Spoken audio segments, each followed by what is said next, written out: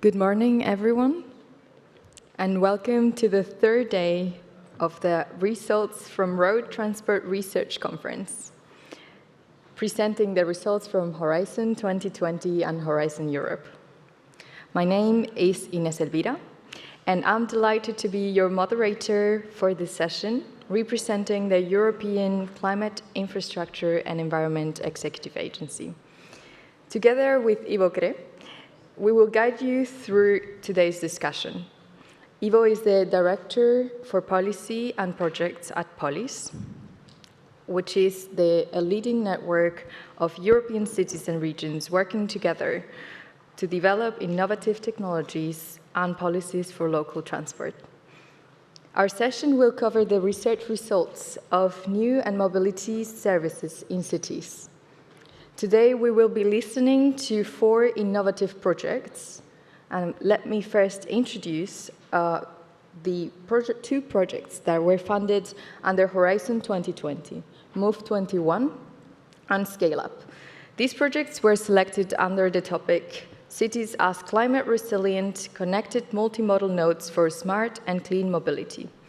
New approaches towards demonstrating and testing innovative solutions. The projects were expected to develop and pilot at least 3 different business model scenarios, with a focus on increasing the share of new, shared, and mobility services in the model distribution. Also enabling the integration of new shared and mobility services with public transport and redesigning the transport infrastructure to accommodate new modes and behaviors, and ultimately reducing the congestion and air pollution, road risk, and social inclusion in each city. Moving forward to Horizon Europe, we have SUM and GEMINI, which were funded under the topic Accelerating the Deployment of New and Shared Mobility Services for the Next Decade. Some of the expected results from the European Commission were to demonstrate the integration of new scalable technologies and measures into city transport operations and infrastructure to achieve long-term decarbonization impacts.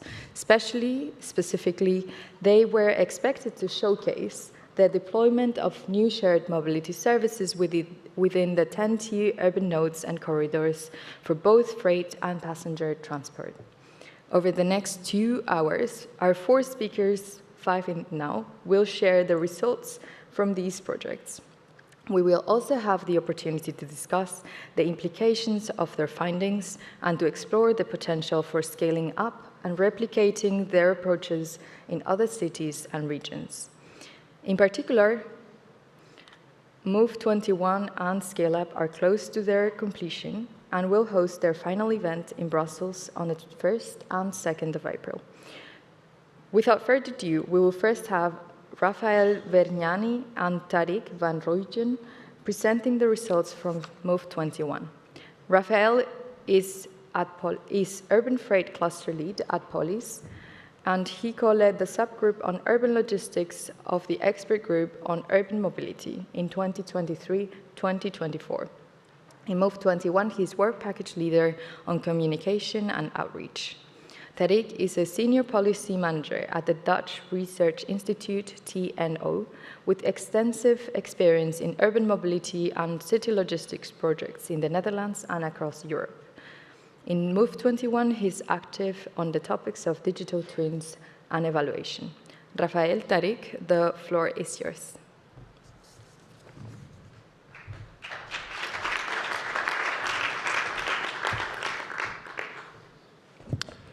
Thank you very much, and good morning, everyone, from my side. It's a pleasure to be here at this important conference on transport research. First of all, as said, so the coordinator, Tina Rohner, could not join today due to the double unfortunate circumstances, as she got sick and also her trip got cancelled. The good news is that she is doing well, and she sends her apologies. So we'll try to do my best to introduce you with the Move 21 project, what has been done, what are their objectives, and then, as said, so Tariq van Rooyen will follow up with a more deep dive into some specific measures, best practice on Move 21, the policy impact, and key exploitable results. So just a few key information that you can see on this slide, a few more general information about Move21. It's a project that has been funded under the Horizon 2020 program as an innovation action and as a societal challenge, the smart, green and integrated transport. You can see also the project has been coordinated, as said, by the city of Oslo, and the consortium counts 24 partners coming from 7 EU member states and associated countries that you can also see in the slides: Norway, Sweden, Germany, Belgium, Netherlands, Italy, and Greece. The consortium counts a wide range of partners that we can include also, in particular, some cities and local authorities, actually 6 of them, we will see them in a moment. Network organizations, also some research organizations, 6 of them spread over Europe, and also private players and also some small, medium enterprises that you can see here. The budget is 9 million euro from the European funds and co-funding, and also the project started almost 4 years ago, so in May 2021, in the full COVID-19 period, so not in the easier conditions, and also it's ending, as also said a few minutes ago, also in just a couple of months, and in less than 3 months actually, with a final conference that will be held in Brussels on 1st and 2nd of April, jointly with the Scale Up project, which we'll also hear more later, and we have also a QR code that you can scan and see more information.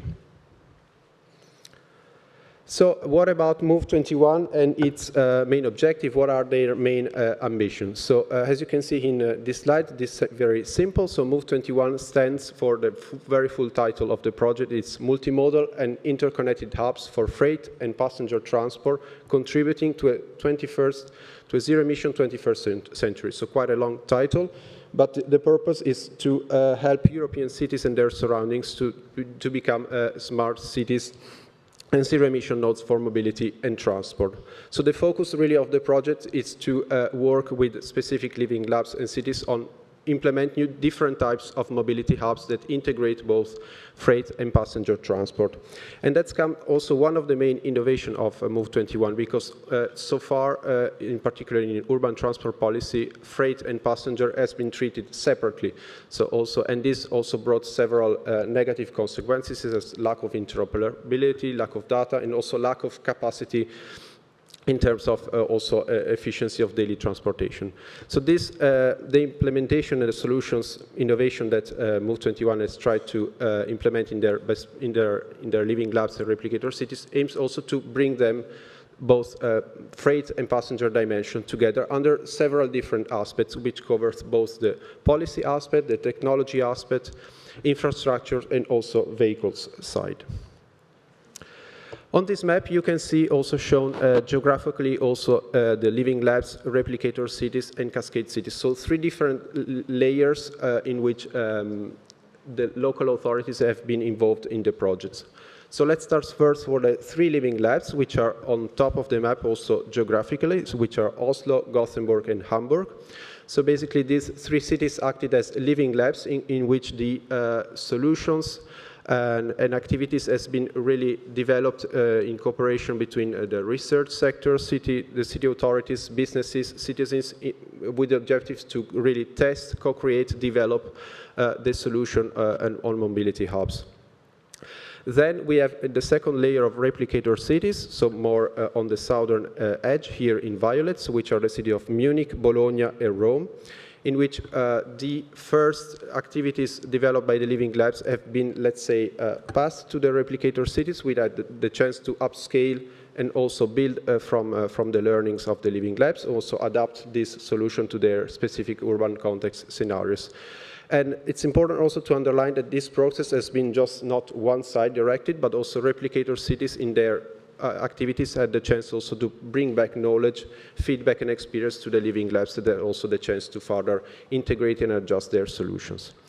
Third layer, also to non-officially as partners of the project, we have a pool of 6 additional, let's say, cascade cities, which are from west to east, so Murcia, Toulouse, and going north, Stockholm, and going east, Brasov, Sofia, and Thessaloniki.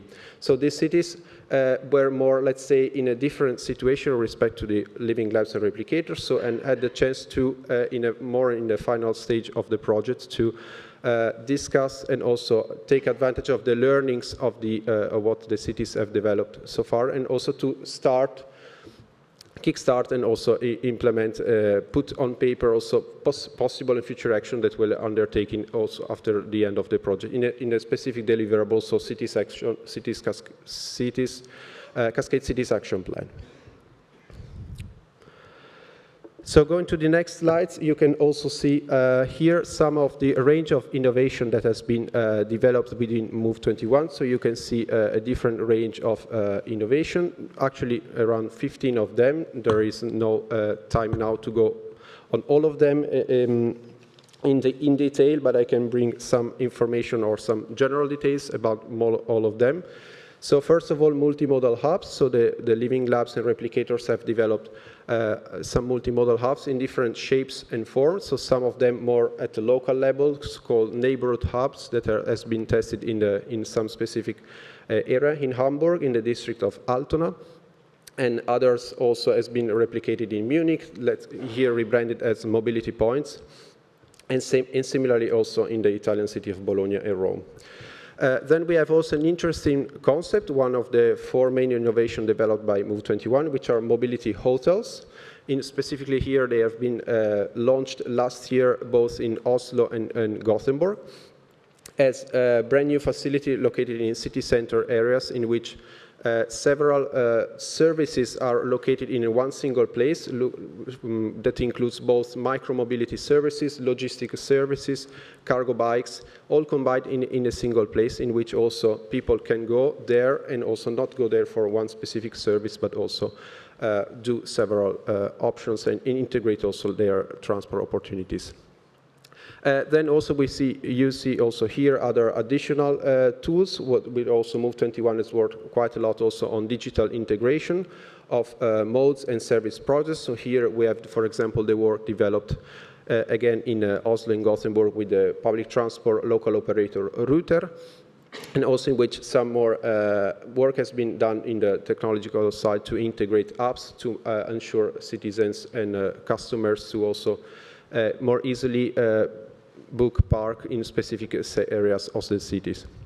And then, without going into details in all of them, I can mention briefly also the testing of demand-responsive transport fleets for urban logistics, which has been done also here in the area of Oslo, and also in Hamburg, in which tentative attempts also to combine passenger and freight transport with cargo hitching has been also trialed and tested. So, and we will see also in the next few slides a bit more on some of them.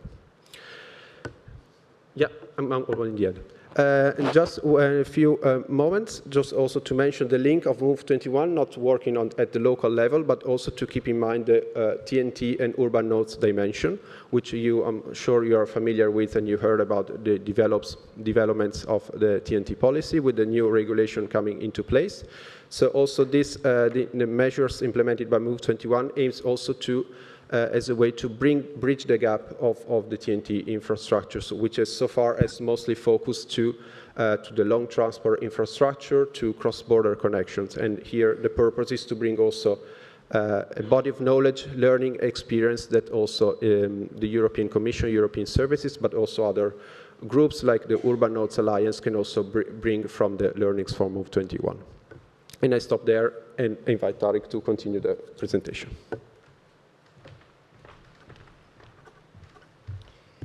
Thank you, Raffaele. I will continue with the second part of our Move21 presentation. We implemented many solutions in the leading cities, and also a few of them were copied in the replicator cities. I go through an example of each of the 3 leading cities. The first one is in Hamburg, where we implemented a neighborhood hub in the so-called Holstenstrasse. That's it was a vacant building, which is now used for a combination of functions. the most important one is the main one is it's now a hub for goods. So Deutsche Bahn, DB Schenker delivers parcels to there, and from there it's collected, redistributed with freight bikes, electric freight bikes through the neighborhood. And that's combined with a social function, that's a special one in this project, from the social housing agency where they help people with filling in, people with a distance to society, to help them filling in their tax forms and how they can integrate into Germany, that kind of things are also being conducted there. And in future it will also become a micro-mobility hub. Currently they are developing that to also have some micro-mobility facilities there. Another one is in Oslo, where it's the Kaya Mobility Hotel. It was an empty piece of land really in the city center of Oslo. And there, you can see from containers, they built the big brands from the logistic service providers. They have their urban consolidation center. Each of them has that on this piece of land, and from there the big shipments are moved into the smaller environmental vehicles and then distributed across the city center of Oslo. Another one is Gothenburg. In Gothenburg you have the huge everyone that's been to Göteborg probably have seen the big Nordstrand shopping center next to the train station. It's a huge shopping center with also a huge parking garage next to it, and less people are coming there by car. So they have one floor of the parking garage. They made this mobility hotel Nordstrand, and it used to be parking spaces, but now it has become a mobility hotel consisting of a bike repair shop, micro-mobility facilities, and also what's unique to this concept, that's also for servicemen, because all the tools, equipment of the servicemen are, they can store it there in a shared space, and from there they can go just with a small vehicle or e-step to make their tour through the city center of Göteborg, avoiding all what you see, the white vans that are blocking the streets in the old towns. It's now, for a large extent, being solved in Göteborg because the servicemen, they just have this as their point in the city center, and from here they go with small vehicles or steps to the location where they need to do some maintenance or repair things. Here are listed the key exploitable results of the Move21 project. First, we have in blue the Mobility Hub Toolbox. That's, we implemented a lot of mobility hubs in the project. This is a toolbox with guides, just concepts for hubs, and also new public-private business models. The green one, that has to do with the policy change, and the recommendations to policymakers. We have we produced a lot of deliverables within the project. One of them is the guide on enhancing innovation capacity within organizations, municipalities, and companies. Collaboration models for public and private. You saw in a lot of hubs we involved private companies. So it was the municipality of the city that took the initiative to provide some facilities, and then private companies continued with that. And that was also quite successful in this project in terms of new products and products that are also being commercialized within or after the project. And in purple we have the integration of transport modes. We combined a few things in this project. The integration of public transport and micromobility. So people using their e-bike or e-step, and then continue, they start with that and then they continue with the tram or the bus. The integration of passenger and freight transport. And the final one is the integration of parking and city bikes. And then, yeah, we defined different exploitation strategies for different target groups. You can see them listed in the figure here. So now we're almost at the end of our project, still some 2.5 months to go. We implemented and invented 19 new collaboration schemes. We have 4 new commercial business plans. We have the API that's combining in Oslo public transport and freight transport. We have the API combining public transport and micromobility. We have the mobility hotel. That's a concept that's now also brought to other places. And then we have the digital twins that are developed at TNO that started at the 1st of February as a spin-off of TNO, Synexis, a new company providing those kind of services to cities. We influenced many regulations and policies. I won't go into detail. And also some strategic plans. Oslo is currently creating a SUMP. Also the other cities created SUMPs and SULPs. And some other plans. Here are some numbers. If you implement all the kind of hubs and upscale that to a large extent, we thought this could be, we calculated this could be possible reductions in the longer term. And finally, I won't say anything about it, but Michiel will tell something about the final conference we have in 6 weeks in Brussels for the 2 projects together. That's it. Thank you.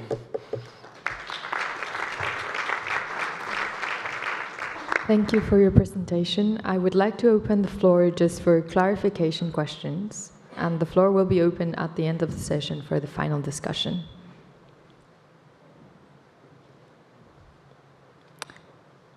All right. No questions. Next, we will have Michiel Penne. Michiel is the coordinator of the Horizon Europe project Scale-Up. Michiel oversees 28 mobility measures in Antwerp, Belgium, Turku, Finland, and Madrid, Spain, that focus on the transition towards sustainable mobility. Michiel, the floor is yours. Thank you. Good morning. So I'm Michiel Penne from the city of Antwerp. And today I'm speaking to you as a coordinator of the Scale-Up project. It's a project with 23 consortium partners in 3 cities that are all situated at the TNT network. That's Antwerp in Belgium, Madrid in Spain, and Turku in Finland. And we finished rolling out 28 measures in 5 intervention fields. The focus of this project, let that be no surprise, lies in scaling up, both vertically and horizontally. With vertical upscaling, we mean we're not looking at the city itself only, we're also looking at the functional urban area around that city and to the greater TNT network, the European level. And we've been learning quite a lot about potential governance structures behind this European urban node thinking. For horizontal upscaling, we look at the mobility ecosystem, which consists of different layers.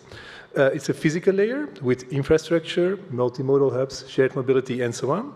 A digital layer with drivers and barriers related to obtaining and sharing relevant data. And then the human layer, and that's for us the main focus of everything. It's making behavioral change happen. It's making a modal shift happen. You can see our 5 intervention fields, which is governance, multimodal, clean and safe, data and behavior, mapped on this figure. And I will use those to structure the rest of my presentation and show you some interesting stuff we did during our project and some of the results of the 28 measures that we rolled out in the 3 urban nodes. And I will start with multimodal hubs. In Antwerp, we worked on defining and implementing in the transport region of Antwerp a network of multimodal hubs with focus on user experience for both, let's say, physical and digital way. We have 9 park and rides in and around the city, and in 2 years' time, the amount of people parking there has almost doubled.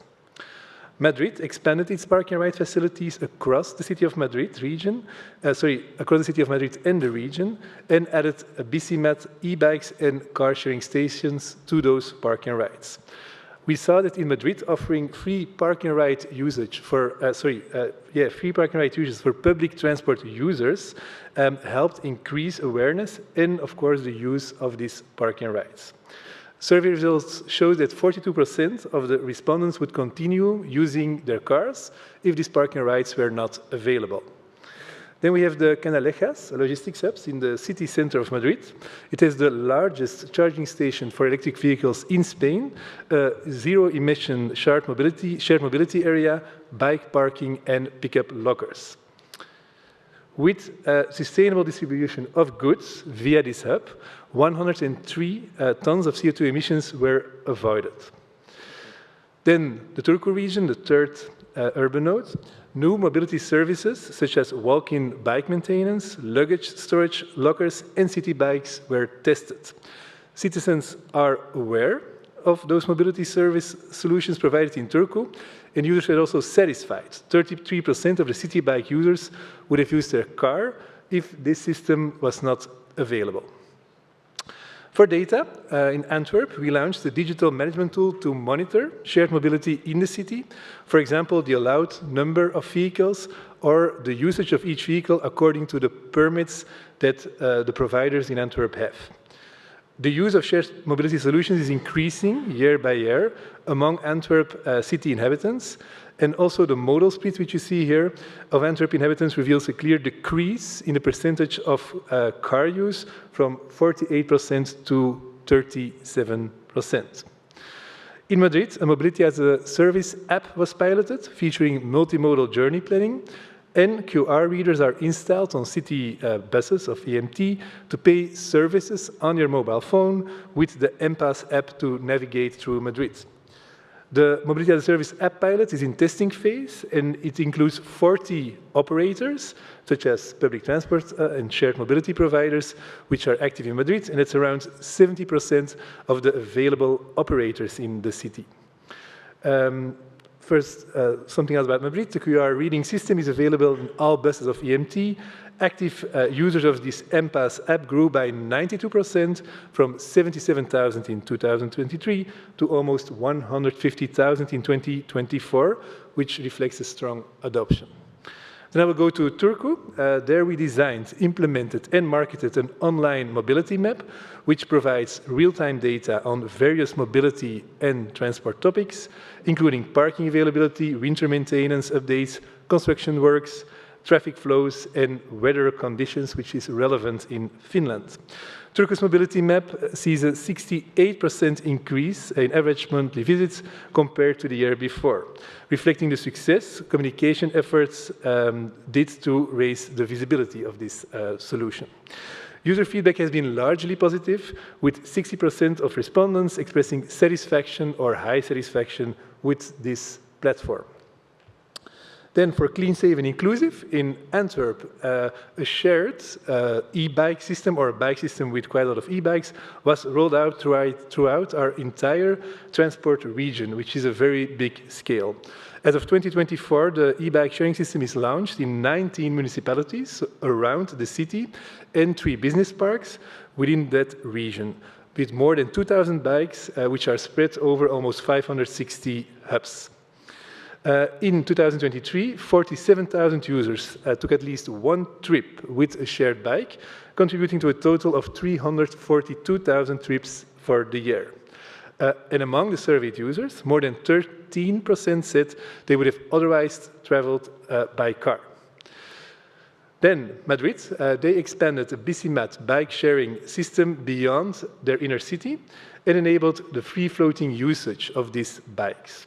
The expansion boosted the system with a 190% increase in stations to 611 and a 210% rise in bicycles to 7,500. It's a quite impressive system, leading to 340,000 users and 7.6 million trips.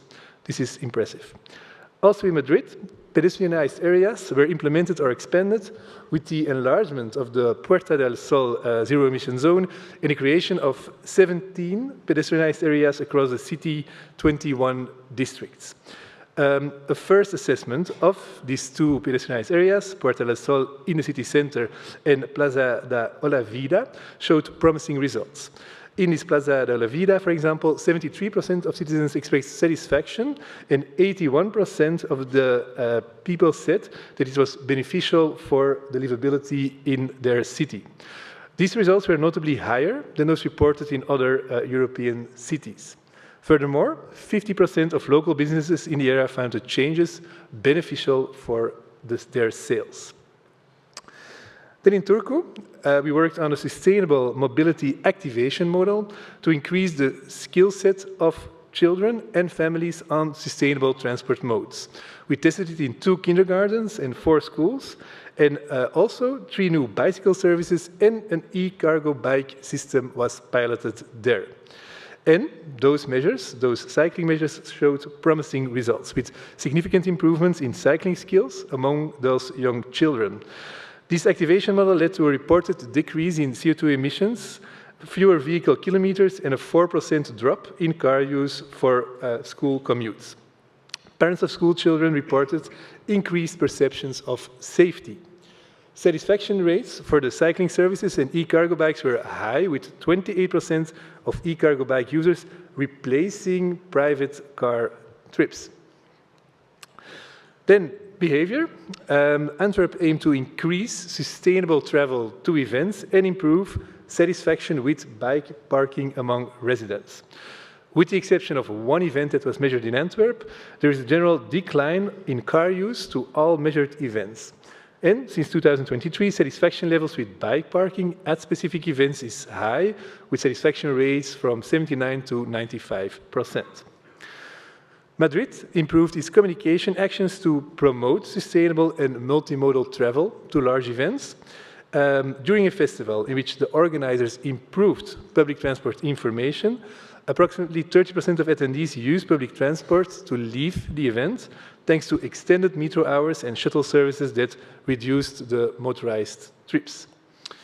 And then Turku aimed to develop and test an e-mobility guidance concept for events with a focus on accessibility and the needs of vulnerable groups, like visually impaired. Satisfaction with the Turku e-mobility guidance elements was quite high at 58%, and the use of sustainable modes of transport was different, we saw, for each event type. Walking and cycling were common at adult-focused events, while walking and private car use dominated largest events, such as the Tall Ships Race. Accessibility for the visually impaired scored modestly, but feedback will guide future improvements in Turku. Cooperation with the visually impaired was identified as essential to improve digital and physical accessibility for future events. Then, and I said that before, we've been working quite a lot on governance in the Scale-up project, which is relevant looking at the new TNT regulation. And in all 3 urban nodes, work has been done specifically in measures on these multi-level governance structures. For example, with sustainable urban mobility plans that are region-wide, rather than only focused on the cities themselves. Next to that, very interesting overarching conclusions were drawn regarding governance in urban nodes from city to urban areas. We defined in Scale-up 12 governance typologies, looking at the complexity of the cooperation, from bilateral to collective cooperation, and the formality of agreements. We go from informal chats to a regional authority and everything in between in this model. And to make vertical integration, so integration from the city towards the functional urban area, possible, we concluded it's important to look at 4 governance pillars and developed a self-assessment tool for that. Relevant elements we take in consideration in that tool to assess the vertical integration of urban nodes are the level of political support and policy alignment, the stability and sufficiency of financial means that is available, the right to act, which is the legal power, and the capacity at different governance levels. Is there enough expertise available? So these were the 5 intervention fields. I will quickly say something about the synergies. And I also want to invite you to learn more about the typologies, the self-assessment tool, but also everything that we did in our project and Move21 did in their project. I will like to invite you to our joint final event of Scale Up and Move21 on the 1st and 2nd of April in Brussels. And I can say that this is the result of a strong collaboration we had and are having with our sister project, Move21. Furthermore, there are 7 Scale-Up fellow cities which are closely following up what we're doing in the project and replicating some of our measures of the measures that were developed in Scale-Up. And then to conclude, I want to highlight the work that Scale-Up has done regarding the new TNT regulation in the Urban Nodes Alliance, together with Move21, Eurocities, POLIS, the Rhine-Alpine EGTC, EMTA, ERIN, and the Scandria Alliance. So here you see again the final event. You can subscribe immediately if you want with the QR code. I hope to see you there. It's titled The Next Steps Towards Cities as Green and Connected Nodes for Sustainable Mobility. It's in Brussels. It's almost there, the 1st and 2nd of April of this year. Hope to see you then.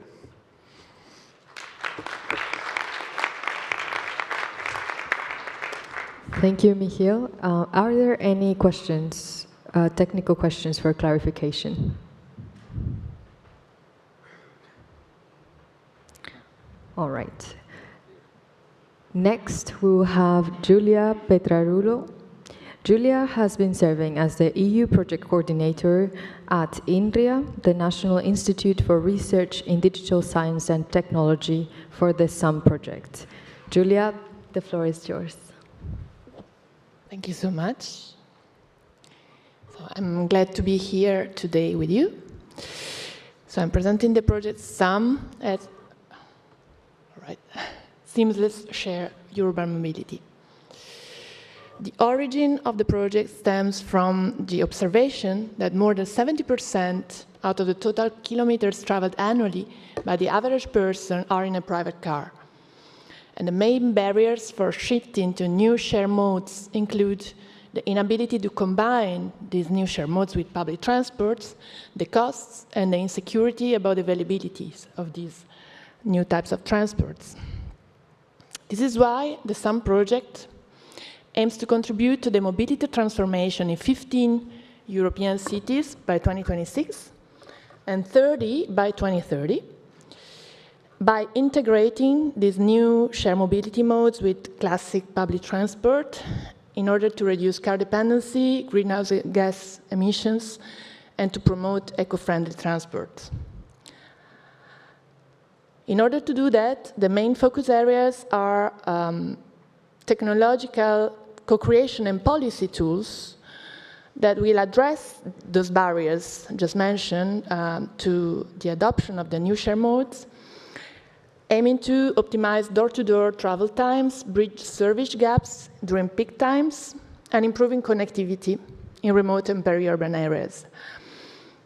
New share modes have several qualities, are innovative, greener, safer, replicable, and most of all, they will be integrated with classic public transports. The solutions developed by partners will be tested in 9 living labs, which will test both their effectiveness and the acceptance by the population. And of course, all those measures are aligned with the EU sustainability goals. Some answer the call from Horizon Europe, accelerating the deployment of new and shared mobility services for the next decade. It's an innovation action. It has been funded for 3 years. It started in 2023, and it will end in end of May 2026. It has been funded of approximately 9 million euros. And the consortium involved 30 partners from 13 countries, both within and outside the EU. We have Switzerland, Israel, and Norway. So you can see all those partners. And the solution, as said, has been tested in 9 living labs: Munich, Geneva, Jerusalem, Penteli, which is an area of Athens, Rotterdam, Krakow, Fredrikstad, Larnaca in Cyprus, and Coimbra in Portugal. The specific objectives of the project are very varied. So the aim is to improve the operational competitiveness of NSM compared to private cars, to improve the infrastructures that allow their deployment, to encourage travelers to use them through pricing and integration tools, digital tools, to evaluate the increase in the use of NSM, the modal shift through different interventions. At the end, to provide policy recommendation and integration guidelines for municipalities. Of course, to engage and disseminate project results also to observer cities and to ensure the economic and financial viability of these solutions. So we are at midterm, more or less. We just finished our first reporting period. What can we say about what's been done? So the solution have been tested across those 9 cities, and we could gather real-world data and community insights to assess the measures that have been proposed. The solutions are, the technological solutions are based on 5 pillars, which are the prediction tools for the availability of share modes, on-demand share mobility management tools, tools for scheduling and ticketing integration of both NSM and public transports, co-creation activities, especially in developing new mobility hubs or modifying existing ones, and co-creating the street space of the municipality to adapt it to the new modes. And then pricing and nudging tools to reduce the cost of NSM. And of course, as all European projects faced risks, so we needed to adapt to unforeseen risks raising during the lifetime of the project. So the solutions have been implemented to monitor progress, to optimize system, make evidence-based decision. They've been inclusive, trying to engage residents, workers, families, and tourists. And as said, policy papers will be produced by the end of the project. So this is quite a small table, I realize now, but trying to show what has been tested where, what has been developed and what has been tested in which cities. So as you see, the 2 work packages, 2 and 3 are the technological ones. And the tools that have been developed range from predictive tool for the availability of NSM and their integration in mobility as a service tools, shared on-demand fleet management, coordinating the operation of share modes in public transport, the co-creation of adaptive street space, mobility hubs, price setting and nudging, and ticketing tools.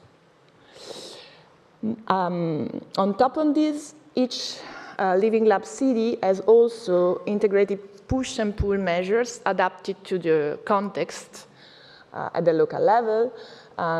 We can name a few. As push intervention, you can see there are congestion charges, restricted parking, speed limits, while as pull intervention, we can also mention park and rides, improved infrastructures, dynamic pricing, and improved information about the availability of share modes.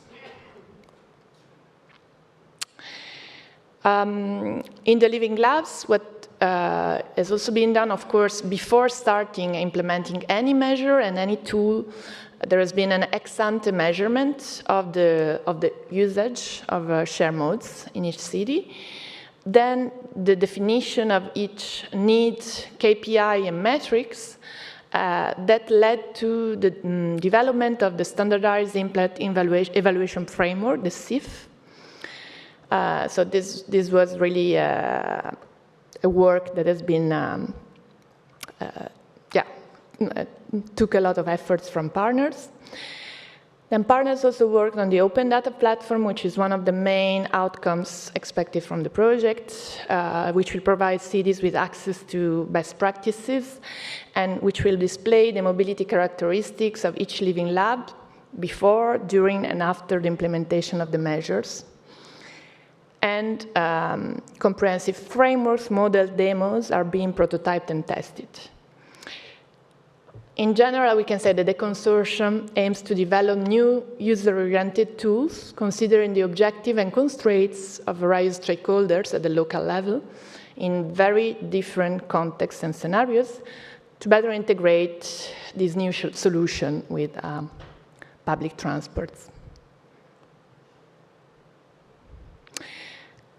Another of main achievement is the co-creation activities that have been going on in some cities and that really try to engage as many stakeholders as possible from different categories, from the population, companies, private actors, public actors.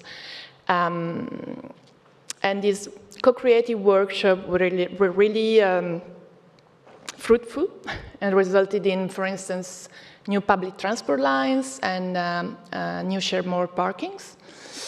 And of course, in the cities there are surveys being circulated and distributed to assess the solutions and the user satisfactions.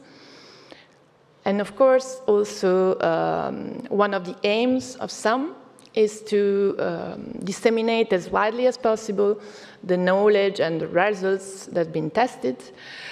And this has been done notably via 6 expert sessions that allowed knowledge exchange to the follower living labs and to the observer cities that are Tel Aviv, Vitoria-Gasteiz, Istanbul, Lille, Heraklion, and Zagreb.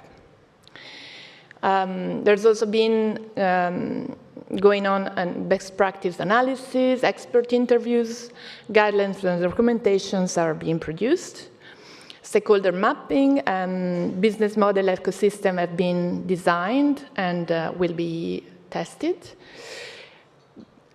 The SUM project is strongly interacted and integrated with the Civitas initiative and with sister mobility projects, such as GEMINI, that is also sitting at the table. And there has been, of course, many webinars, workshops, and other activities going on in the dissemination part. The expected impacts on the policy and societal front are, let's say, a support to decision management with evidence-based guidelines that will serve decision maker, and that will guide them in improve intermodal connectivity and to promote shared mobility. The unified ticketing system and the real-time service management tool will be scalable, we hope, also in different contexts, and the co-creative approaches are ensuring societal engagement. And then, of course, there is support for decision makers with data-driven insights and holistic frameworks that are balancing user needs, environmental goals, and economic viability. The open data platform is really one of our main outcomes. We are working hard to make it pertinent, and we will continue to integrate with networks like Civitas. Thank you very much.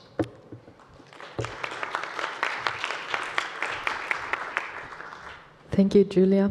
Any questions for technical clarifications?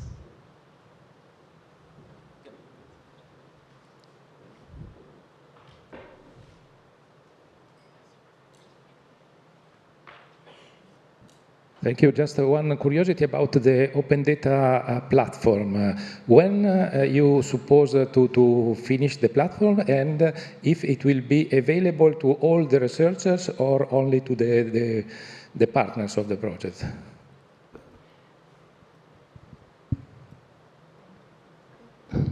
Can you hear me? Yeah. Yes, good question. So it is already actually online, but it's not completely finalized. Let's say it's a beta version of it. It will be open to everyone, so not only to some partners. And we're really trying to work on it to make it more pertinent and user-friendly as well, in order to visualize really the impact of measures while they're being implemented and after. So thank you for your question. Thank you, Julia. Now, next, we'll have Vera Marie. Vera Marie is a research associate at the Urban Electric Mobility Initiative, where she is involved in coordinating the EU co-funded GEMINI project, supporting efforts to accelerate the uptake of new and shared mobility in Europe. Vera Marie, the floor is yours. Thank you very much for the introduction. I'm here to present the GEMINI project. GEMINI stands for Greening European Mobility through Cascading Innovation Initiatives and freeing up space for more livable cities. So what do we do in GEMINI? In GEMINI, we develop and test sustainable business models and concepts for new and shared mobility in 8 living labs to foster the progress towards climate neutrality and more livable cities. We do have 8 living labs, 4 main living labs and 4 twinning living labs, and also 2 follower cities that follow along in the progress of developing the solutions, operating and evaluating them in the end. We are an innovation action funded by Horizon Europe with a contribution of about 10 million euro.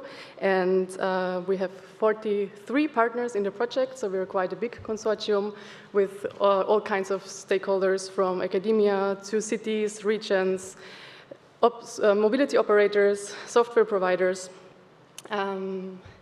And our project is 42 months. It started in June 2023 and ends in November 2026. And altogether, we follow 6 core objectives in the project. On the one hand, we want to utilize innovation-driven scenarios to promote and accelerate the deployment of NMS. We do use different methods and tools in terms of socioeconomic and behavioral analysis, a lot of stakeholder engagement from early on in all our living labs. And then also we develop and utilize digital tools that are supposed to also help us in the living labs and accelerate the uptake of NMS. So to get right into our results, our interim results, we have also just finished our first reporting period. And as I said, we do have 8 living labs, and one of the key things we have been doing in the first 18 months of the project is to develop our implementation roadmaps and the operational plans for the living labs. So we have 4 main living labs, which are Amsterdam, Copenhagen, or Greater Copenhagen, Munich, and Turin. For example, in Amsterdam, we're working on mobility as a commons, which is a community-based new and shared mobility approach, where we have 5 pilot sites where neighborhoods, in different neighborhoods in Amsterdam, and citizens get together to set up a cooperative and give up their private vehicles into the cooperative and then share them together. So they will also have an app. You and me, we're neighbors, we can be in this cooperative. I have a cargo bike, you have a car. We give those into the cooperative, and then we can book them through the app. You still need to pay for the service, but it's, as I said, not business-driven, but community-driven, and it's a non-profit approach. Then we have our second living lab in Greater Copenhagen, which focuses on multimodal hubs in a peri-urban context. We have Munich, where we focus on integrated mobility management during large events. Here we're working with the Allianz Arena, which is the football stadium of the FC Bayern Munich. And we're looking into how can we improve traffic flows, reduce congestion and improve parking management during game days. And yeah, as I said, we also have 4 twinning living labs. Those start a little bit later than the main labs. The main labs already started their preparation at the very start of the project, while the twinning labs just started last year. And those are Paris, Sarclay, Porto, Helsinki, and Ljubljana. And for example, the Porto Living Lab is the twinning living lab of the Munich Living Lab. And here we are working with the football stadium in Porto, also looking into how can we improve traffic flows on game days. Here it's a bit of a different situation because the stadium is more central, and yeah, we're working on different solutions related to mobility as a service and integrating public transport tickets, but also NMS into the ticketing app of the stadium itself, of the football games. So yeah, that's our 8 living labs, and then we have 2 follower cities, which are Prague and Helsingborg. They follow along the progress. Other things that we did at the beginning of the project is also a bit more on the theoretical side. We looked into success factors and innovation drivers for NMS, and this included a survey, but also some case study explorations on success factors and failures in the market. And I'm just showing some results of this. Amongst others, we asked the participants of the survey what they think about different new technologies and solutions, how they could benefit the uptake of NMS, and this included, for example, advanced fleet monitoring, IoT and smart city infrastructure, big data, AI and machine learning, or CCAM. And what we found there is that the participants expect that especially user experience, customer satisfaction, and service quality, as well as model integration and transport service accessibility and proximity are going to be positively impacted by those technologies. On the other hand, we also identified some key challenges, which are the top 2 challenges are regulatory hurdles and infrastructure availability. What else did we do at the beginning of the project? We have set up our impact and evaluation framework, which consists of different indicators, city context indicators, impact indicators, and additional indicators. And together with the living labs and some GEMINI evaluation sheets, we have developed how they would we have developed their evaluation plans. They've decided what are the KPIs that they need to choose in order to properly measure the impact for the objectives that they have in the living lab. And also some tools have been provided and developed, like a common impact model for user acceptance, and also 2 other tools for calculating emissions reductions through NMS and economic viability. So I'm going to focus on one of our living labs. We have 8, but yeah, the focus today is going to be on the multimodal mobility hubs in Rudersdal, which is right outside of Copenhagen. And Rudersdal is a municipality with about 60,000 inhabitants. And there we are testing and developing the first mobility hubs of Denmark. So in the last months, the team has been working on identifying the target groups, identifying doing stakeholder engagement workshops, finding suitable locations on where to put the hubs. They spend a lot of effort on developing the design and the approach they want to take for the mobility hubs, because they want not only to have this as within the project, but also scale this up later on. And we're already in discussions with Copenhagen itself, for example, who would be interested in also taking up this design that we developed. And who are the partners in the Living Lab? That's the region, that's the Rudersdal municipality, and 3 transport operators, Green Mobility, Kinto, and Tier Dot. And we also encountered some challenges at the very beginning of the project. Previously, we had a different free car sharing provider which exited the market within the first 6 months of the project due to internal reasons, because they decided to focus on their core business. This left us with a little challenge to find a new operator, but also a gap in the market. And Green Mobility decided to increase their presence in Denmark, and we were very lucky to get them on board. And yeah, they are now providing the free floating car sharing in the Living Lab.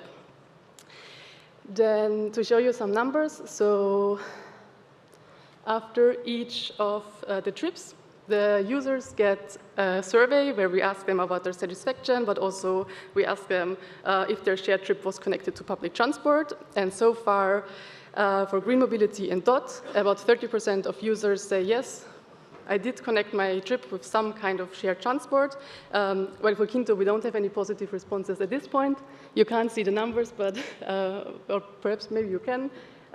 But it needs to be mentioned here that the sample size for Quinto is really small at this point, so it's not, so it's not represented right now. But we will keep continuing to monitor toward that.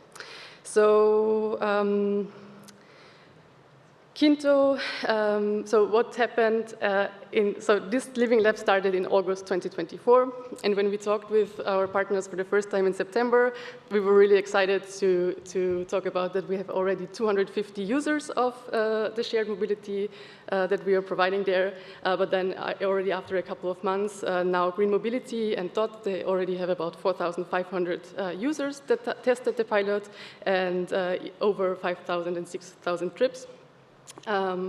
Also something to mention, what did not surprise us too much, that Quinto, the service that Quinto is providing is different to Green Mobility. They're they're doing a station-based approach, so you need to bring the car back to where you picked it up, and the use case is a bit of a different one. You can also see that in the distance. The average distance for Quinto trips is 120 kilometers, while for Green Mobility, for example, it's 23. And this is tracked on a daily basis, and there's also a dashboard that the Living Lab developed that can be accessed by everyone. And yeah, so that's some insights from our Copenhagen peri-urban context Living Lab. And also some synergies we wanted to point out today. As you already know, we're part of the Civitas NMS cluster, and there, for example, there's a very unique possibility because there's 3 Living Labs, 3 projects in the cluster that do have a Living Lab in Munich, all with a different focus. But what we can do, or what we are doing here, is to explore how can we bring together what each of us is doing and how can we align and yeah, increase our impact together. Also, we had the opportunity to visit the Move 21 Living Lab in Gothenburg to talk about the mobility hub toolbox that they were developing and explore how their mobility hotel works. And while we do not have a digital twin in GEMINI, we do have a business intelligence platform, but we do build our work of this business intelligence platform on the digital twin infrastructure from the LEAD project. This already finished last year, but it's still a nice example for synergies that we have here. So last but not least, about the expected impact of the GEMINI project. In 2024, we decided to turn our ethics assessment into an ethics and impact assessment, and we asked our partners what they say that the key factors to enhance GEMINI's pathway to impact are. And the results that we got is that the key factors are supportive regulatory framework, partnerships with other companies, the business plan development, the testing with end users, and the demonstration of the real life in the real life environment. Furthermore, you can see here our main objectives in the project. We aim to increase the share of new and shared mobility in the modal splits, reduce congestion, reduce traffic-related air pollution and related CO2, reduce road risk and improve accessibility to public transport, and improve social inclusion.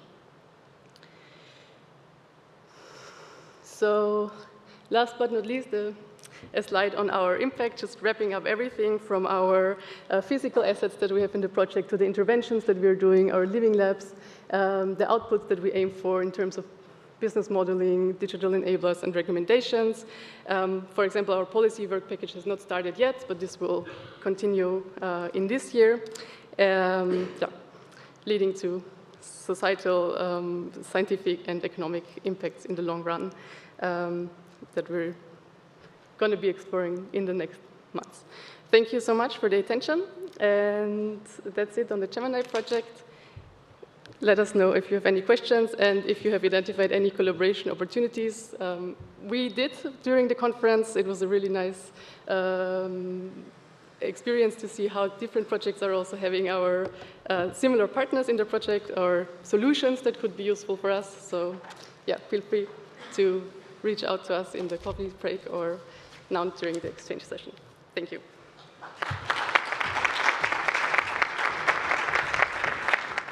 Thank you, Vera Marie. Are there any questions for technical clarification?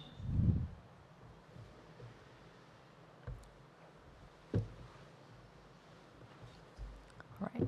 Thank you for all the insightful presentations. I will give the floor now to Ivo, who will manage the discussion. Yes, indeed. We have about 3/4 of an hour to draw some conclusions based on your questions to the panel. I also prepared some questions if you would be too tired after 2 days of RTR conference. But I'm looking at you. Any issues you want to raise? Any common issues you see across the projects that you want to highlight? Any links you see with your research? So the floor is yours. And I see Edwin raises his hand. He's not a stranger to the project. Maybe you can start, Edwin, by explaining who you are. Exactly. Also the NMS initiative, and then raise your question. Yes. Yes. My name is Edwin Mermans. I'm one of the coordinators also of the New Mobility Services community, also part of Civitas, and we're part of the same cluster as all the projects here. So I'm wondering a lot, but one of the questions I have to you is, what is, in your experience, based on your experience in your projects and also as an expert, the biggest hurdle, let's say the 2 biggest hurdles in deployment of new mobility services related to collaboration between cities and providers? I have more about that, but this is the question. Complex question. So we talk about new mobility services who have a public and a private component to them. And how do we establish cooperation, but also how do we overcome barriers for cooperation?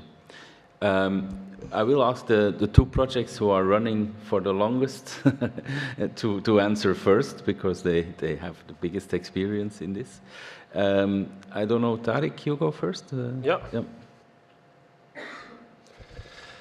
I think in the Move 21 project, the cooperation between the public and private part went quite well, especially on the new mobility services. We had some of those companies, a few of those companies in the project, so then it's easy, because you have a bag of money to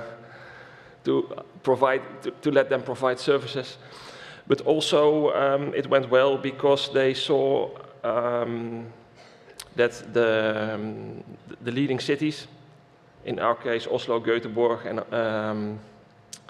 Hamburg, they were really willing to have a proper integration of the micromobility services into the public transport system. So, and that also resulted in the tooling. Next to providing the services, we also had more IT companies providing the tooling to continue with this public-private cooperation after the project. So I think the biggest hurdle will come after the project. Will it maintain? That is what I'm most interested in. Imagine there are no projects. What are the biggest hurdles? Let's take that later. And first listen to Michiel.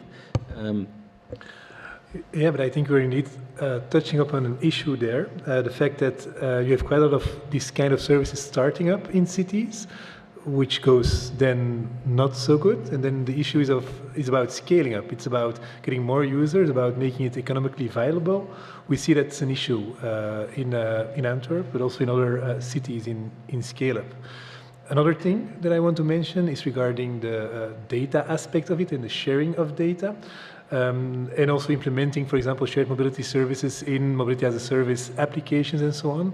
We saw it was not easy to do that. So in Antwerp, if those companies want to get a permit, they have to share data with us, so we can monitor what they are doing, but also use that data to share it with the end users. So it's a bit of a double use there, which also makes it interesting for those providers to share data with us. And this tool we use to monitor these services is part of Scale Up. We developed that in Scale Up. Okay. Then I also asked the questions to the other projects, to Julia for some. Yeah, indeed, actually, sharing data is also sometimes an issue for some living labs, especially when we talk about live data, not historical data or past data. Yeah, that's the only thing for the moment, but we are still midterm to the end of the project. And Vera? Thank you.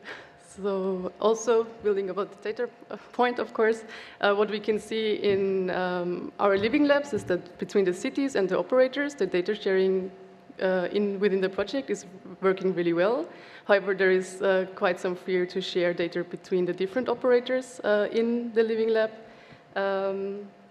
But yeah, and also some other points in terms of data is regarding to data protection. We have in Paris, our Paris Saclay Living Lab. They have been telling us about experiences of really high fees or fines that were received in recent years for car sharing providers. So that's something. But I think the main thing for our peri-urban context, or one of the key challenges or hurdles, is going to be the financial viability outside of the in a bit more spread areas. But right now we're really positive about the results. For example, in Rudersdal, we had anticipated to put 20 free-floating cars, but the demand is much higher. There's on average 30 cars going there every day, and on peak days even 50. So yeah, we will see how it turns out over the time of the pilots. And Tariq, you mentioned, indeed, you said now it's easy because you're part of a contract, so the cooperation is somehow organized by the process. This will change, of course, when your project comes to an end in 2 months' time. Also, Michiel, 1 month later. So, how are you then preparing to keep the cooperation between the public and the private going after the project ends, but also how do you make sure that the services are kept alive and will even grow? Yeah, well, we how to set up the public-private cooperation. We wrote a nice book about it. So it's I think you brought some I have some copies. We have some copies left. The white paper, working together with recommendations how to set up these cooperations and how to maintain them. So I assume the cities will follow those guidelines and to continue that cooperation. Well, after a project like this, you know each other, so that makes it much easier to work together in the coming years. And within the project, you saw already there were a lot of agreements being made between the companies providing micromobility services and the cities. Like in our replicator city, Munich, they had clear agreements about geofencing where those vehicles could be parked, and especially a nice example is when they have the Oktoberfest in Munich. They had a geofence around, I think, 2 kilometers around the location where everyone is drinking beer, that you cannot park or pick up an e-scooter, because it's in the previous years there were too many accidents with them. So that kind of agreements, if the city creates that, and you have a good cooperation with those companies, it works well. And I think in Oslo, our partner Urban Sharing, which created an API for integrating micromobility in public transport. That will continue and that will be exploited to other cities. So that's a good example of the continuation after the project.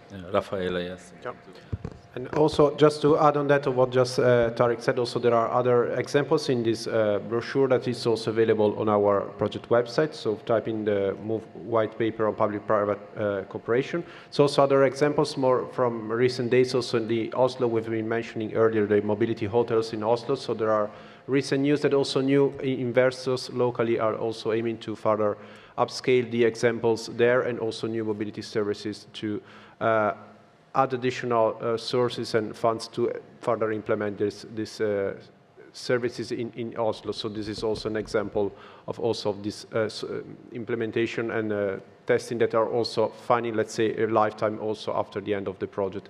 And just also to come back to the brochure, also here you can find some recommendation from our side based on the experience from the living labs and replicator cities that you might also find useful also for your link to your project, or more in general to public-private setting cooperation. As often in this case, we found out the stakeholders from logistics or passenger mobility or new digital services don't know each other that much. So this is also a hurdle, a barrier that in the beginning we also faced in some of these realities.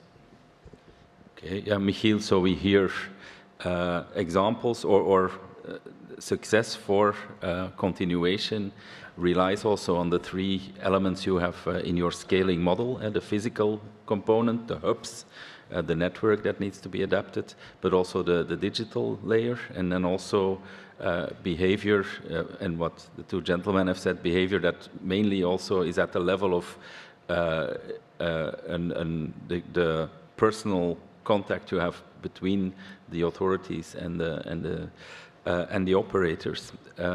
Anything to add from the side of scale-up? Yeah. No, you've been describing it very well, Ivo. Thanks. But you're right. It's like in scale-up, we've been looking at this multi-layered mobility system, which consists of different layers. By integrating those, we believe that end users can be facilitated in using, for example, these new shared mobility services better. And I think a good example to make this like more feasible or specific are multimodal hubs. I think both Move21 and Scale-up have been working on these hubs. But this is a place where you see the physical infrastructure of, for example, a parking building come together with physical options as public transport, shared mobility services, cycling lanes, for example. It has to be, well connected to the city center. And by the way, those parking rights are not always in cities, but are mostly around cities. So I think the dimension of looking at a functional urban area around the city is also important in regards of how you can employ new mobility services in the cities themselves, and connect them to this functional urban area around. But so then you have this physical dimension, the physical reality, and you have people who you want to use these options that are there, these services that are there. And data for us in Scale-up formed a bit of connection between those. The users have to find solutions that are, for example, available at these multimodal hubs. So you need data, open data, to show people what is available there, and to show them how they can move towards or inside a city. And so for us, it's this connection between these layers that makes it possible to let people change their behavior. Then it becomes convenient for them, for example, not to use a car, but rather use other options because they see, for example, the whole route they have to take, all the options that are there. And so this is how we try to integrate, or how we did integrate all those layers in the 3 urban nodes in Scale-up. Mm-hmm. Maybe also to explain for your city, for Antwerp, the reason to change modes is also very practical. You are facing a huge construction program for road network enhancement, so you also have a pragmatic interest in getting people in other modes. Yeah, you could say it's you could call it a burning platform. Let's say we have big roadworks coming up, and we want to keep the city reachable during those roadworks. It's called the Big Link. It's connecting the left bank with the right bank. I think it's the biggest roadworks that will happen in Western Europe in the coming 5 to 10 years. So knowing this, we agreed that we need a modal shift and a modal split of 50-50 not in Antwerp, but also in the region, to make sure that people can continue coming to the city to work, to go to shops, but also want to live in the city. Because if you feel like you can't move inside or outside the city, then you have a problem. So it's indeed true that for the city of Antwerp, the things that we are doing regarding sustainable mobility are quite a lot of aiming to keep the city reachable and livable by making this modal shift happen. And to do that, we need behavioral change. And so it's, for example, my team, the Smart Waste Antwerp team, it's 12 people working on this behavioral change, working specifically on this modal shift. Mm-hmm. Okay, thank you. Final comment from Edwin, and then somebody else has to ask a question. Comment and question, yeah. No, I'm really happy to hear that things are going well and problems are being solved. So that means that we will all be out of jobs very soon if deployment of new mobility services is going well. I'm still looking at the real answer, of course. Apart from these projects, what are the biggest hurdles in your experience, from your expertise, why deployment is not going like we want it to go? Where are the hurdles between the public authorities and the scale-ups and in deployment? I hear different stories from scale-ups in our partnership, in our community, about collaboration with cities. So I want a real answer. I'm not sure if you will think this is a real answer, Edwin, but I will try anyway. So one of the issues that we see is that when talking about new mobility services inside the city center, and the closer you go to the real center of the city, it works. We have providers, we have companies that are happy to be there and that have a lot of customers and they are, evolving positively, let's say. The issue rather lies around these city centers, in the more rural areas, the functional urban area, where we have to look at ways to support, for example, these services or these providers there. But then you need a governance model. You need a cooperation model. You could, talk to services and say, if you're active in the city center and you're earning money there, then you should also be active in, for example, the areas around the city. I think things like that are necessary in the future, but I think this is one of the issues that we see, and it also reflects in, for example, our modal split numbers, which are fine in the city center. I think it's 70% using sustainable modes of transport, 30% using cars. But the further you go from the city center, it changes towards the opposite. So I think a lot of challenges lie in the area near to the city, and probably also cooperation between the governance levels looking at this area and the governance level looking at the city center itself. Mm. Is this an answer, Edwin? Yeah. Okay. Vera, I have a question to you also, because you showed a slide where you did a survey in your partnership and maybe beyond about the barriers, the problems you face, and you highlighted the two highest scoring ones, the regulatory issues and the infrastructure. Can you explain a bit how you got the results also, and to what and how you qualify these two aspects, regulatory, because it's of course a very broad field. Also the procurement issues come up, for instance, but then also this infrastructure issue. Is that road infrastructure, energy infrastructure? So what we did, that was part of our first work package on success factors and innovation drivers for new and shared mobility services. And these results are from a survey that was distributed to different stakeholders, and we got about 200 results, responses to that, valid responses. And the challenges in particular were related to those new technologies, of the new technologies that were included in the surveys, a survey on how they would contribute to the adoption of NMS, and the deliverable that will be published in the next couple of weeks. So I would recommend to check that out. Yeah, that is. Okay, thank you. Thank you. Still looking around the room. Yeah, there's a question there. Sorry, Xavier, that I make you run so hard, but so please introduce yourself and ask your question. Yeah. Christophe Rombaut for Flemish Agency for Roads and Traffic. Thank you so much for very interesting presentations. Of course, when you talk about digital infrastructure, I think everybody's here is convinced that it's necessary, that it can bring benefits. But there's also a reality of aging infrastructure. As Michiel said, Antwerp, we will have very large roadworks going ahead. All over Europe, there's aging infrastructure, and the budgetary requirements to maintain that physical infrastructure far exceed the available budget. On the other hand, you have digital infrastructure that can ease the situation. So from a city level perspective, and I know this is not fully in isolation, of course, but from your perspective, how do you deal with that tension field between who or what area gets how much budget, the physical and the digital infrastructure? Okay, while the panel thinks about that question, I would like to change my hat a bit to the advocacy work we do as well.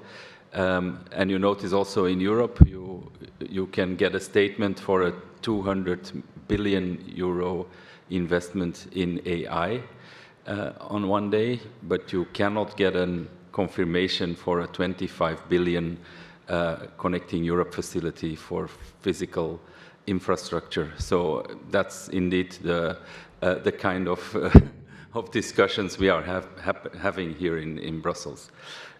So yeah, how do you choose the investment? You mentioned digital infrastructure, physical infrastructure, but of course there's also an energy component, not developed in your projects, but I guess it's also part of your discussions in the systems. Maybe I look first at Julia, also with the fact that some is mainly, I think, on the digital side, so you might be an advocate for that component. Yeah. Yes, yeah, it's true. The tools developed within the project are mainly digital, but there are two living labs, Pendeli in Athens, that is really focusing on the rethinking, redesigning, and also building new infrastructure for the area in order to make it more suitable for bike sharing and for peatonal use. And so far, I mean, this was thought since the beginning of the project, so it wasn't something that happened later on. And things went quite smoothly. There were also workshops in order to really involve citizens in the project and see how they see the new structure of the street space in the coming months. So there wasn't a choice to make there. And same for Fredrikstad, where they're, and also Jerusalem, they're gonna build new bike lanes. But this was also part of the push and pull measures that were decided ahead of the start of the project. So there wasn't also any financial choice to do between instruments. So no, I don't have any pertinent example here. And Raffaele, in Move 21, you looked at freight hubs, but also at digital integration. So where is the balance in the physical and between the physical and the digital investment? Yeah, so in Move 21, indeed, so some of the living labs, in particular in Oslo and Gothenburg, so we had some technological partners working on digital integration of mobility services, and we also have seen an added value here from the private companies, because it's those who are the knowledge and can bring interesting also expertise on that.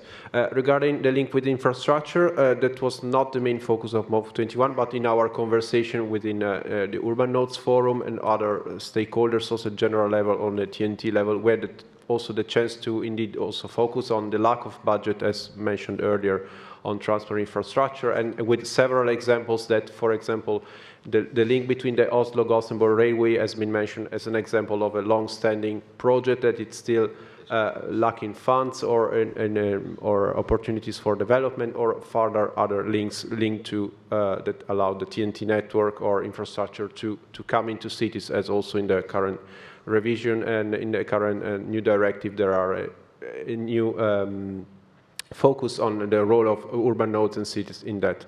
So we mentioned the role of hubs, we highlighted this, but of course to upscale them and to go further also in scale and to cover the functional urban area, this would need more budget, more attention, and also additional work on projects. So we are still having discussion also with other relevant groups as the Urban Nodes Alliance and beyond.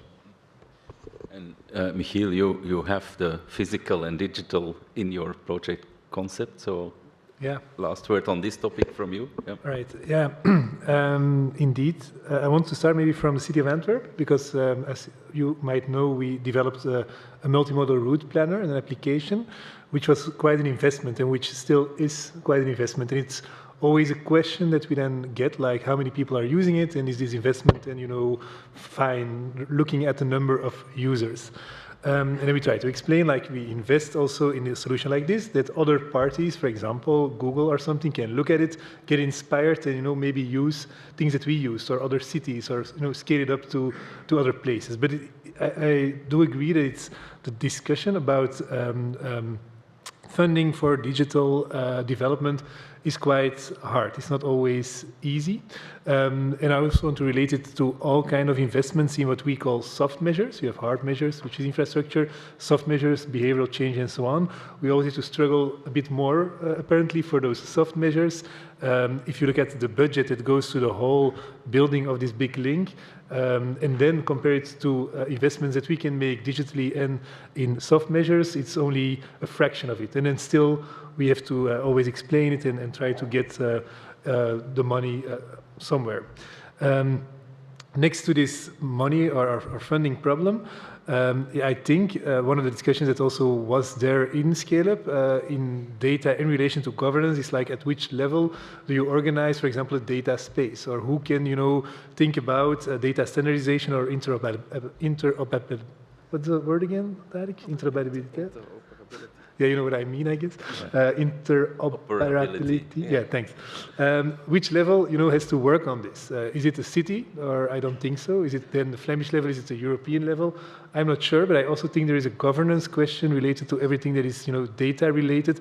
How can you organize it efficiently that all data that is there in different cities of different mobility services can be, available to end users in, for example, mobility as a service apps and so on the most easy way that it's not expensive but efficient and clear for end users what's there and what they can use. Okay.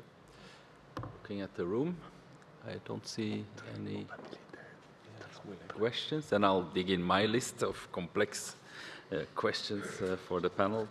I would like to move to the process of the project. Vera said at in the preparatory talks here, I see the two projects that are coming to an end as the bigger sisters and brothers of what we try to do. So you are of course here also in pairs of projects that were accepted under the same call topic.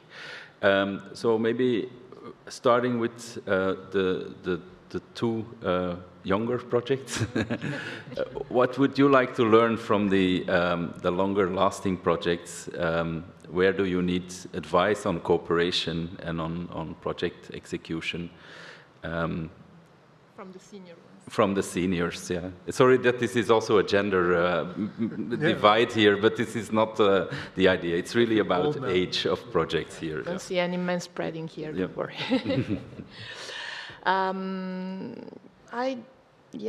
Maybe we already said it, but in overcoming the data sharing issues and effective strategies in order to ensure those kind of problems can be tackled and effectively and quickly, then, I guess we are all working with different cities, different contexts, and we all know that the political willingness to accept those measures varies also with the political agenda of each municipality. So, I don't know, maybe also sharing strategies on how to ensure continuity of what you implemented since the start to the end of the project, in spite of those shifting priorities at the local level.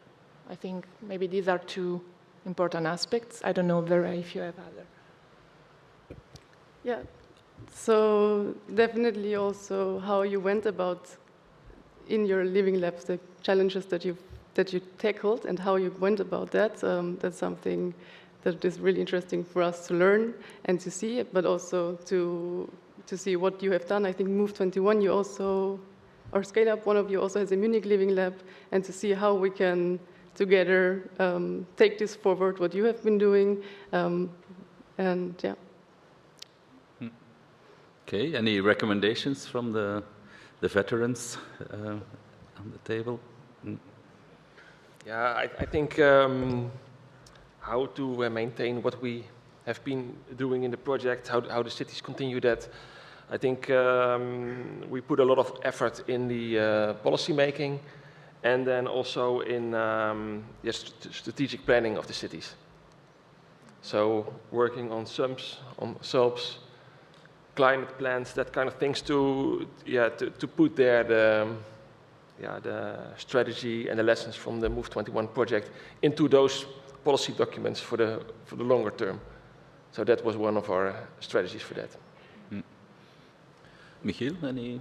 I think one of the things that I thought was very important for Move 21 and Scale Up is the fact that it's based on cities or built around cities. And then I think that's important. And I have to say that I hope that in future, for example, Horizon calls, this focus on cities as living labs can continue, because I believe when looking at mobility in Europe, it's the urban nodes that are points where everything is connected, and it's also, I think, in urban nodes that sometimes the change has to start. So I guess for us, we've been doing this for a few years, talking about what cities are doing, what cities learned.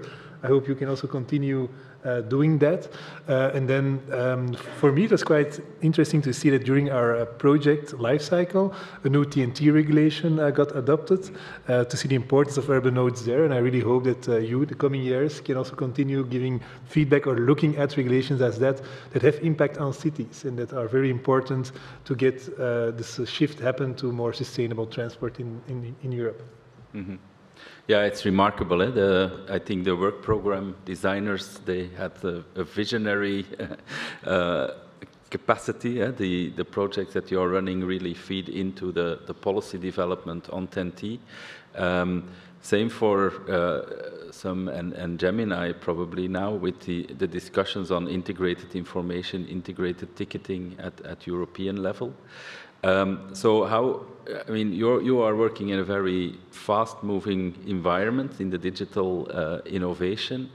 How do you make sure you capture these developments in your projects? Because your project concept, like any European project, you start thinking about these things 3 years ago, and now we are in a new world, also in a new global context, for instance.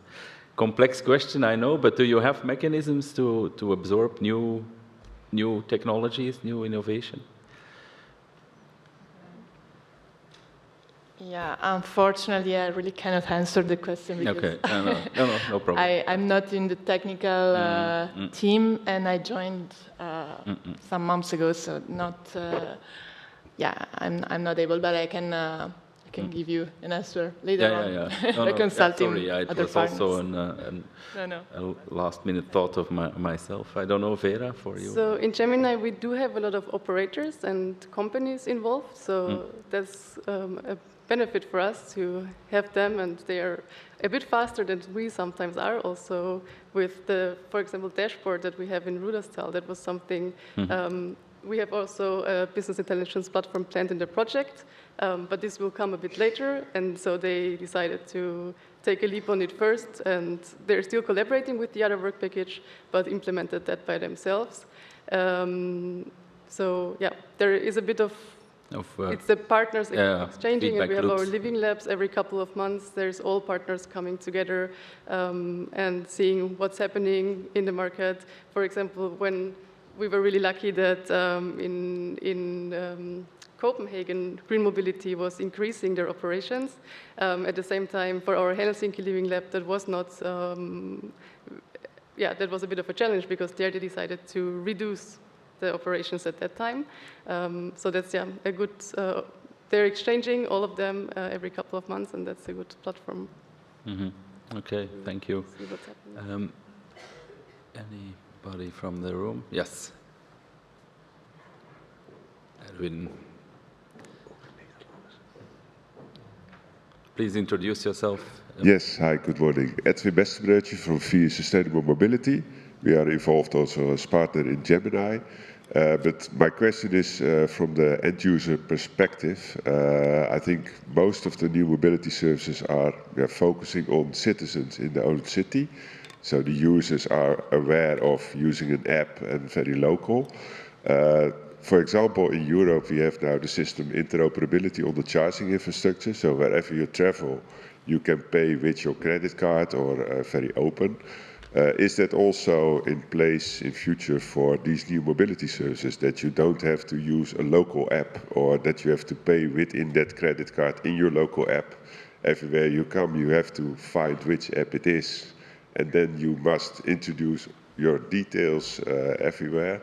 Is there also a system like ad hoc payment with your credit card or even your bank cards for these kind of services if you come to a foreign city where you are not a citizen?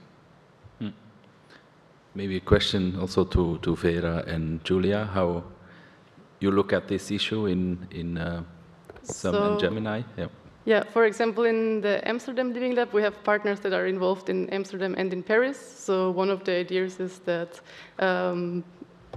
users of the communities in Amsterdam would also be able to use the services that are offered in Paris. And also we have one of the living labs that's focusing on developing a mass platform for cross-border mobility between Turin and France. So yeah, there is some initiatives happening in GEMINI project. Yeah, it's a very good question. In the SUM project, there isn't any cross-border initiative. Well, there is one partner, one Swiss partner, was collaborating both with the Geneva and the Krakow Living Lab, but there is no unique structure of an app that is common to several cities. But at least we're trying to have, as much as possible, one app for city. So with everything integrated as much as possible, also ticketing integrated. So that's already one step forward, and then one day maybe we will arrive at what you mean. Thanks. Okay, thank you. There's a question here in the first row. Hello, thank you very much, Mircea Steliu from International Association of Public Transport. In fact, I'm coordinating the upper project, so you're probably going to see where this is coming from. I've seen it in some of the projects, but I want to know a little bit more details. How are you collaborating with either the Public Transport Authority or the public transport operators to make sure that you do have enough people who are able to access the new mobility services which you're putting in place? Specifically, what you were saying earlier, Michel, about all of the problem of density, where you start having, when you go into the hinterlands, it's obviously more difficult. But then if you're close to a train station or if you're close to a higher capacity public transport hubs, the density is brought over there. So maybe just a bit more details on that if you have from your project.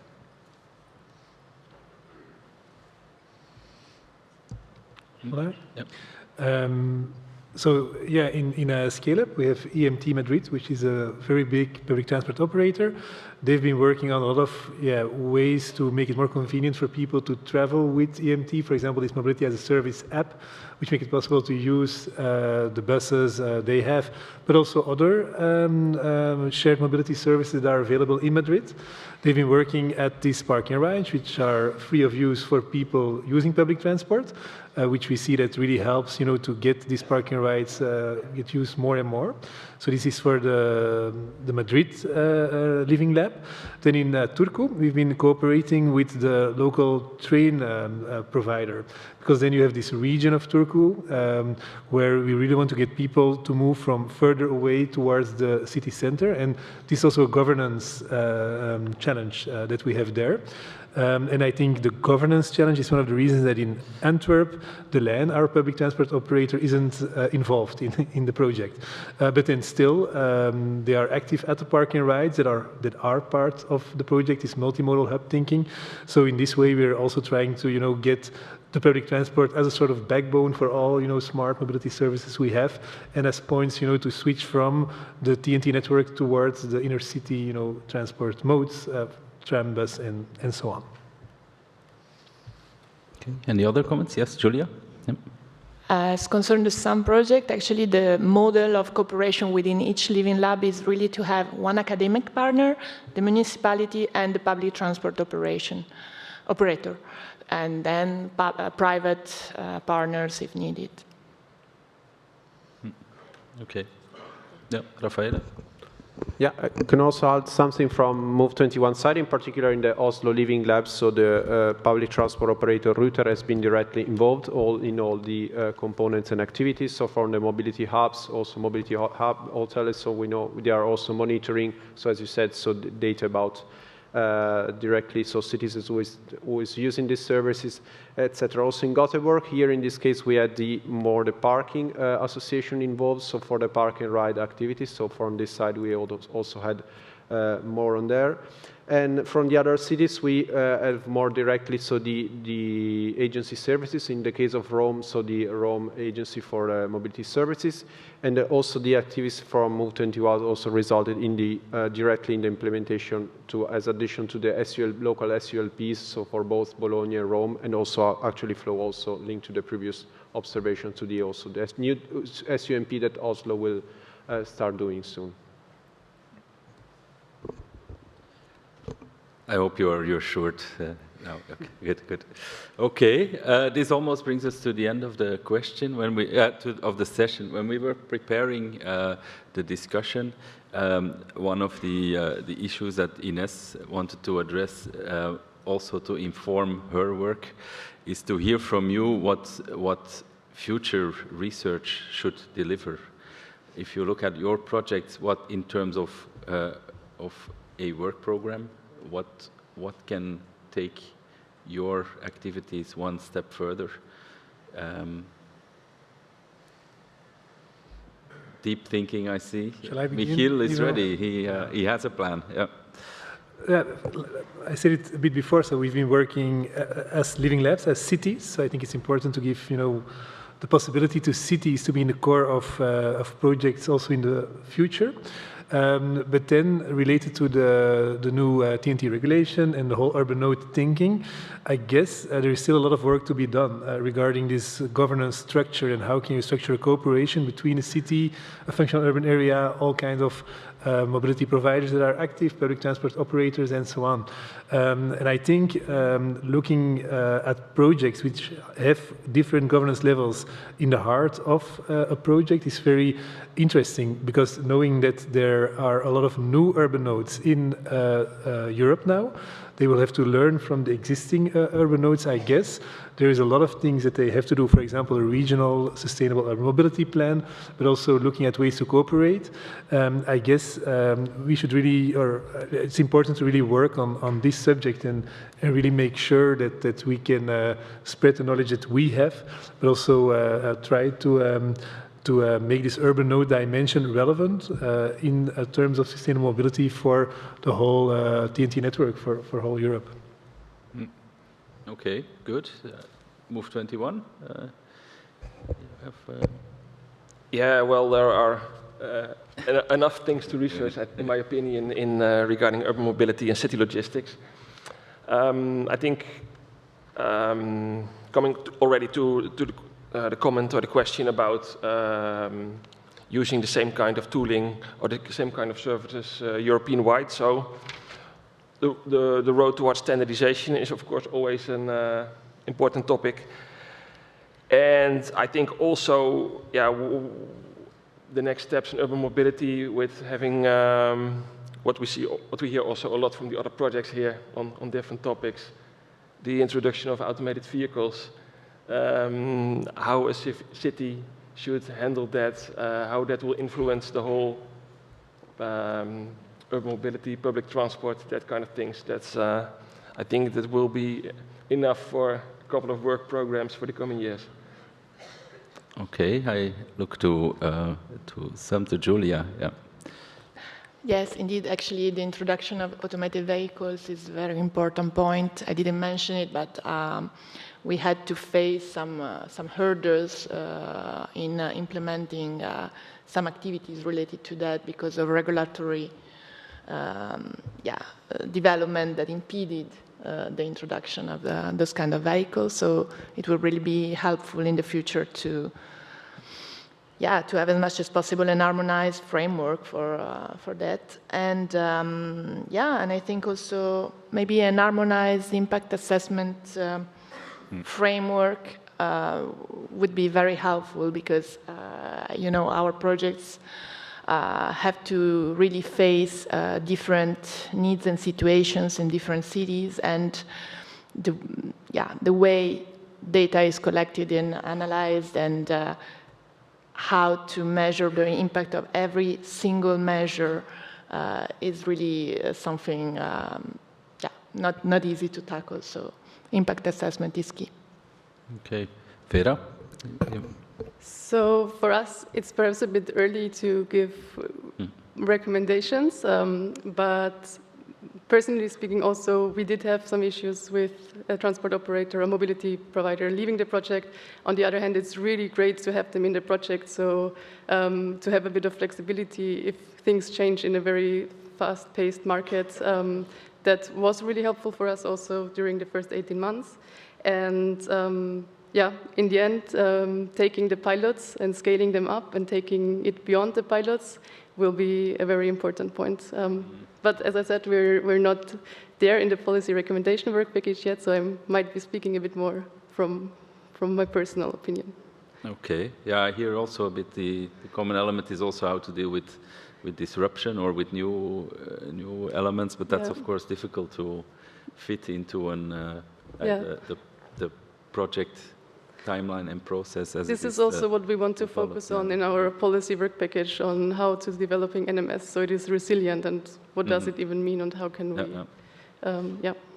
Okay, looking at the time, I'm ready to give a couple of common elements across the projects, and then I'll give the final words to Ines.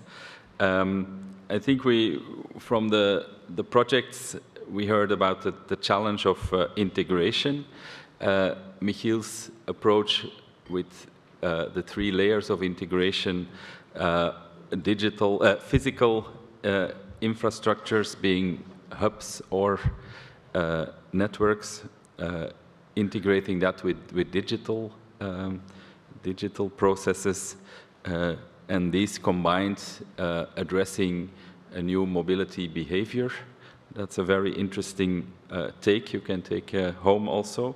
But integration also happens at geographical scale in the projects we are talking about, from the city to the functional urban area, with all its challenges of less dense areas in these areas, to the corridor, to the 10T corridor, where Move 21 and Scale Up have worked on quite extensively.